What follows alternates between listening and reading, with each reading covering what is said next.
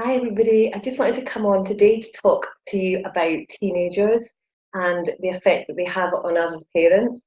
If you follow me, you'll know that my daughter Maya was 13 yesterday, and so I'm now officially a mother to two teenagers, which is challenging. But I'm always up for a challenge, and it's about we have to move forward, we have to grow with our children. I If you follow me, you'll know my story and how I ended up with depression. And the reason I ended up with depression is because I hadn't anticipated how I would feel as my children were growing up. I was so busy being a mother and concentrating on them being happy and them being well and them being nourished that I'd ended up neglecting myself, neglecting my own identity, and I'd forgotten who I was. I got lost and then lost all my confidence. And as a mother, I can only speak from my perspective, from a mother's point of view. But that's how it was for me. And it was really tough to get back through. So I just wanted to come on here to say it's really important that we keep growing. And I know it sounds selfish to say put yourself first, but you have to put yourself first for your children's well-being as well as your own, because you are their support. So if you're not stable or are not well or not happy, then they aren't either. You need to be as strong as you can for your children as well. So it's also about as your children grow, and we have to grow with them. And as they get older, as they come into the teenagers, it gets harder and harder for us to deal with them, because we, as mothers, I don't know, but I can't speak for you fathers, but as mothers, we have so much control. Like, so we control everything. When their children are small, we control what they eat, where they go, what they say, and so it's just natural for us. But as they grow, obviously they become more independent. They go their own way, rightfully, they do their own thing. And for me, I wasn't prepared for how I would feel as they were growing. I was so concentrating on how they would feel and wanting them to be safe, to feel confident and secure, that I ended up neglecting myself. And so it's so important as we come into these teenage years. We can't change our children. We can't change the way they think. We can't change the way that their behaviour. We can set rules and boundaries, but we cannot change them. So what we have to do is we have to change ourselves, grow, and change the way we react to them.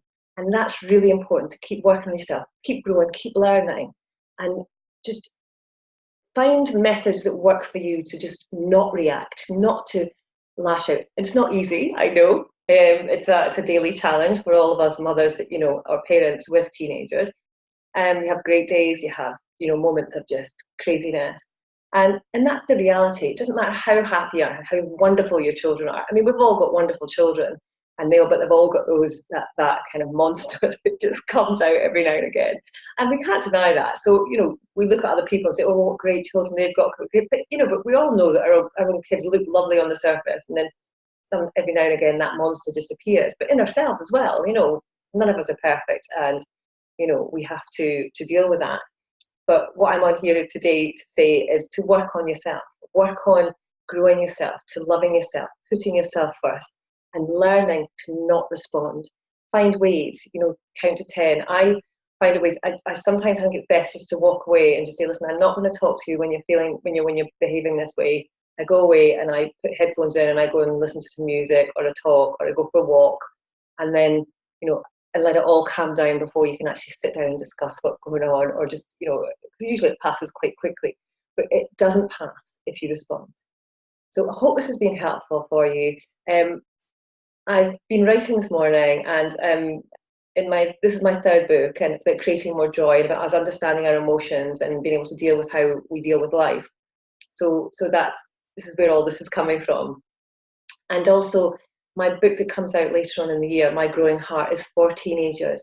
It's to help them to deal with their emotions and know how to deal with how they're feeling, because it's all new for them as well. So we can't blame them for being the way they are, because we went through it, and I was a nightmare teenager, and I put my mum through hell.